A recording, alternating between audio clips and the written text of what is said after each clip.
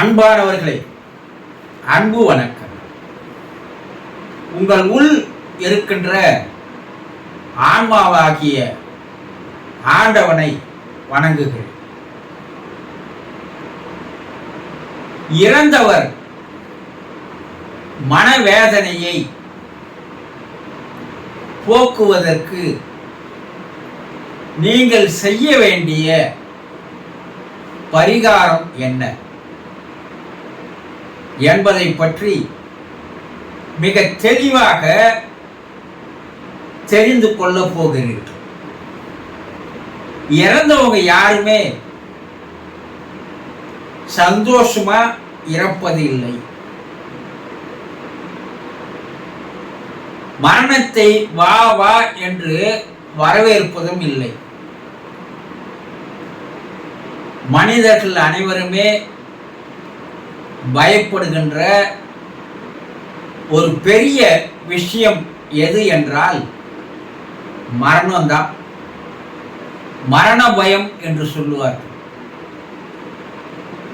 அப்ப இறக்கின்ற நேரத்தில் பயத்தோடுதான் எல்லோரும் இறக்குறாங்க. யாரும் யமன வா, நான் இறப்பதற்கு தயாரா இருக்கிறேன், என்னை அழைச்சிட்டு போவா அப்படி யாரும் சொல்வதே இல்லை. நம்ம என்ன சித்தர்களா, இல்லை யோகிகளா, முனிவர்களா, ரிஷிகளா மரணத்தை வா வரவேற்கிறதுக்கு? 90 வயது 100 வயது வாழ்கின்றவர்கள் கூட இறக்கப் போகிறாய் நீ என்றால் துடிதுடித்து போகிறார்கள். ஐயோ, நான் இந்த பூமியை விட்டு போகணுமா, கடவுளே என்னை இன்னும் கொஞ்ச காலத்துக்கு வாழ விட என கடவுளிடம் கெஞ்சுபவர்கள் தான் மனிதர்கள். ஒவ்வொருத்தரும் மரண தருவாயில் இருக்கின்ற மருத்துவர் இன்னும் 1 மணி நேரத்துல அவர் இறந்துடுவாருன்னு சொன்னா, அவரை நேரில் போய் பார்த்தீங்கன்னா கடவுளை கும்பிடாதவனு கூட அத்தனை காலம் நாத்திகனா இருந்திருப்பான், கடவுளாவது வேறு யாராவது அப்படின்னு சொல்லி இருப்பான். ஆனா உனக்கு உயிர் போகும்போதுப்பா இன்னும் 1 மணி நேரத்துல அப்படின்னா அப்போது கடவுளை நம்ப ஆரம்பிப்பான். ஐயோ கடவுளே என்னை காப்பாத்தேன், இன்னும் கொஞ்ச காலம் என்னை வாழ வைய அப்படின்னு தான் கெஞ்சுவான். ஏனென்றால் மனுஷனுக்கு மனம் என்ற ஒன்று இருக்கிறது. மனம் இருப்பவனை தான் மனுஷா கூப்பிடுறோம் இல்லையா? இந்த மனம் என்ன பண்ணுதுன்னா, பூமியில வாழும் பொழுது மற்ற மனிதர்களோடு உறவுகளோடு ஒரு பந்த பாசத்தில் தன்னை சிக்க வைத்துக் கொள்கிறது. அன்பினுடைய பிடியிலே அகப்பட்டுக் கொள்கிறது.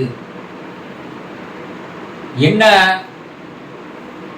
தன்னுடைய மனைவி, தன்னுடைய கணவன், தன்னுடைய பிள்ளை, தன்னுடைய தாய் தகப்பன் என்று அந்த உறவு இருக்குது பாருங்க. இந்த உறவுகள் மனிதனை, அவனுடைய மனதை ஆட்டி படைக்கிறது. தான் ஆடாவிட்டாலும் தன்னுடைய தசை ஆடும்னு சொல்லுவாங்க இல்லையா? அப்போ இறந்து போனவர்கள் அந்த பந்த பாசத்துல தான் பல ஆண்டுகள் அவர்கள் அதற்கு அடிமைப்பட்டு அதிலே மயங்கி போய் அதுதான் வாழ்க்கைன்னு வாழ்ந்து வருவதால் அந்த உறவுகளை விட்டு அவங்களால என்ன பண்ண முடியல, வேறு உலகம் அவர்களால போக முடியல. ஐயோ, என்னுடைய கணவனை விட்டு நான் போகணுமா, என் மனைவியை விட்டு நான் போகணுமா, என்னுடைய பிள்ளைகளை விட்டு நான் போகணுமா என்று அந்த ஏக்கத்திலேயே அவர்களுடைய உயிரானது பிரிந்து மேலே போகுது இல்லையா? சரி, அப்படி இறந்து போனவங்க எல்லாம் மேல என்ன சந்தோஷமா இருக்காங்களா, மகிழ்ச்சியா இருக்காங்களா, ஆனந்தமா இருக்காங்களா அப்படின்னா இல்லவே இல்லை. இறந்தவர்கள் அனைவருமே மேல் உலகில வேதனையில், கவலையில், துக்கத்தில், பிரிவில் சிக்கி தவித்து வருகிறார்கள். அந்த பிரிவு அவர்களை மேலும் மேலும் என்ன பண்ணுது? மனவேதனைக்கும் மனபாரத்திற்கும் அவர்களை ஆளாக்குகிறது. அப்ப அவர்கள் ஆன்மா என்ன ஆகுதாங்க? அலைப்பாய்ந்து கொண்டிருக்கிறது. அது அமைதி அடைவதில்லை, அது சாந்தி அடைவதில்லை. நானா ஆன்ம சாந்தி அடையணும், அதற்குண்டான வேலைகளை நம்ம செய்யணும். நம்ம முன்னோர்கள் என்ன சொல்லிட்டு போனாங்கன்னா, அமாவாசை என்று அவருக்கு படையலிட்டு அதற்கு பின்பு அவரை வணங்கி நாம் உண்டு வருகிறோம் இல்லையா? அவருக்காக போடுற படையில நம்ம தான் சாப்பிட்றோம். அவர் சாப்பிட்டாரா இல்லையான்னு தெரியல. ஆனா நம்ம என்ன பண்றோம்? அது மனமும் மன ஈடுபாட்டோடு அவரை நினைத்து அவர் ஆன்மா சாந்தி அடையணும், அவர் அந்த மனவேதையிலிருந்து அவர் மனபாரத்தை இறக்கி வைக்கணும், அந்த எண்ணத்தோடு செய்யறோமா? மனசாட்சிப்படி சொல்லுங்க. 5 நிமிடமாவது அவரை அப்போது நினைக்கிறோமா? கடவுளையே நம்மால ஒரு 5 நிமிஷம் நம்மை மறந்து கடவுளை வணங்குவதே கிடையாது. கோயிலுக்கு போனாலும் அவசரம், ஆலயங்களுக்கு போனாலும் அவசரம். ஏதோ பார்த்துமா, கருவறையாண்ட போய் நின்று அந்த உருவத்தை பார்த்துமா, கையெழுத்து வணங்கினோமா, முடிஞ்சு போச்சு. அப்போ கடவுளுக்கு உனக்கும் ஒரு உறவே அங்க இல்லை, அங்க நடிப்பு தான் இருக்கு. அதே போலதான் அங்கே இறந்தவர்களை நீங்கள் நினைத்து ஒரு 5 நிமிடம் கூட அவர் எந்த மனவேதனையும் இல்லாம, எந்த மனக்கவலையும் இல்லாம, மன கஷ்டங்கள் இல்லாம அவர் மன அமைதி பெற வேண்டும் என்று அவரை நினைத்து அவர் உருவத்தை உங்க எதிரில் கொண்டு நிறுத்தி பிரார்த்தனை பண்றீங்களா? கிடையவே கிடையாது. ஏதோ எல்லாம் அவருக்கு பிடிச்சதுன்னு சொல்லி நமக்கு பிடிச்சதெல்லாம் சமையல் செய்து வச்சு ஏதோ ஒரு படத்தை, அவர் படத்துக்கு எதிரில் ஒரு கற்பூர ஆரத்தி காட்டிட்டு முடிஞ்சு போச்சு. ஒரு கை சாப்பாடு எடுத்துமே காக்காவுக்கு வச்சுட்டு அது சாப்பிடவே சாப்பிடாது, காக்கா வரதும் இல்லை. ஆனா இவன் என்ன நினைச்சுக்கிறான்? ரைட்டு வச்சுட்டோம், அது எப்பனா சாப்பிட்டோம், இவன் சாப்பிட்டு முடிச்சிடறான். இதனால் அவருடைய மனவேதனையோ மனபாரமோ குறையுமா? சொல்லுங்க. நமக்கு ஒரு மனவேதனை இருக்குது, ஒரு மனபாரம் இருக்குது, ஒரு மன கஷ்டம் இருக்குது. ஆனா நம்ம யாராவது நம்மோடு ஒரு ஆறுதலாக பேசினால் அப்பதான் நம்ம மனபாரம் என்ன ஆகுது? குறைகிறது. இல்ல நம்ம கிட்ட இருக்கிற அந்த மனபாரத்தையோ மன அழுத்தத்தையோ வேறு யாருக்கிட்டையாவது இறக்கி வைத்தால் சொன்னாதான், அவர் பொறுமையாக நம்முடைய கஷ்டங்கள் எல்லாம் அவர் கேட்டாருன்னா, அப்பா எனக்கு ஏதோ இப்போ ஒரு மனபாரம் குறைஞ்ச மாதிரி இருக்குது சொல்றோம் இல்லையா? கொஞ்சம் யோசனை பண்ணி பாருங்க. நமக்கே வேறு ஒருவர் ஆறுதல் சொன்னாதான் நம்முடைய மனமானது சமாதானம் அடைகிறது, அமைதி அடைகிறது இல்லையா? அப்படி இருக்கிறப்போ அங்கே இருப்பவருக்கு நீங்க ஏதாவது ஆறுதலோ சமாதானமோ நீங்க சொல்றீங்களா? கிடையவே கிடையாது. அதை பத்தி உங்களுக்கு தெரியவும் தெரியாது. ஏதோ கடமைக்காக நம்ம என்ன பண்றது? படையல் போடுறது, சிரார்த்தம் கொடுக்கறது, பிண்ட சோறு வைக்கிறது, எள்ளந்தண்ணியம் கொடுக்கறது, இதை செய்யறமே தவிர இதனால் எல்லாம் அவர்களுடைய மனவேதனைகள் குறைந்த பாடாக இல்லை.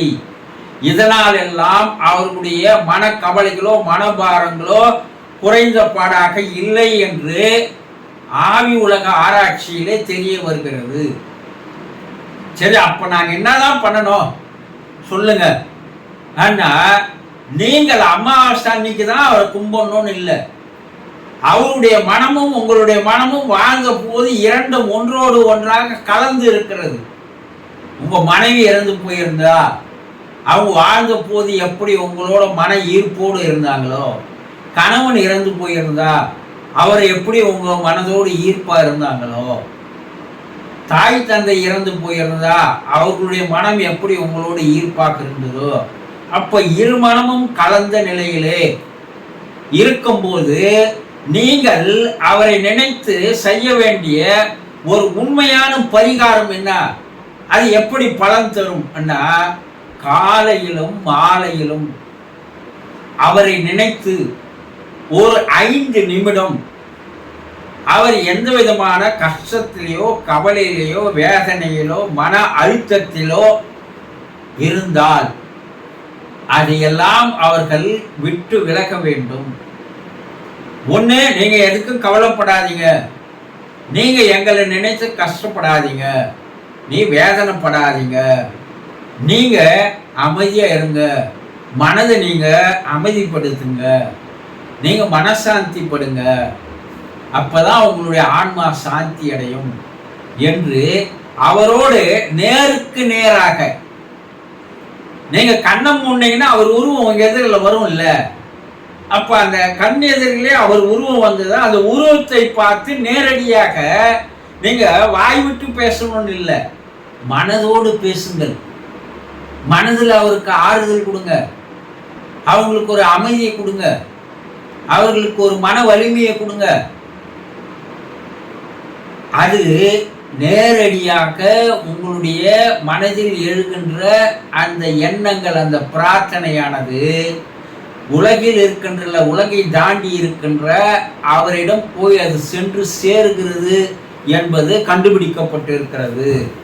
இல்லை, இறைவன்கிட்ட அவர் மனசாந்தி அடைவதற்கு உண்டாக இறைவனை நீங்க ஒரு சப்போர்ட்டுக்கு அழைத்து அவர்கிட்ட, என்னுடைய கணவர் இறந்து விட்டார், என்னுடைய மனைவி இறந்து விட்டார், அவர் கஷ்டத்தில் இருப்பாங்க, அவங்க வேதனையில் இருப்பாங்க, இறைவா அவர்களுடைய மனபாரத்தை குறைத்து வை, அவர்களுக்கு ஒரு மன ஆறுதலை கொடு, மன சாந்தியை கொடு என்று நீங்கள் மனம் உருகி நீங்கள் செய்கின்ற பிரார்த்தனை தான் 100க்கு 100% அவர்களிடம் போய் சேர்ந்து அவர்கள் நாள்பட அந்த மன வலிமையும் மன அமைதியும் அவர்கள் பெறுகிறார்கள் என்று கண்டுபிடிக்கப்பட்டிருக்கிறது.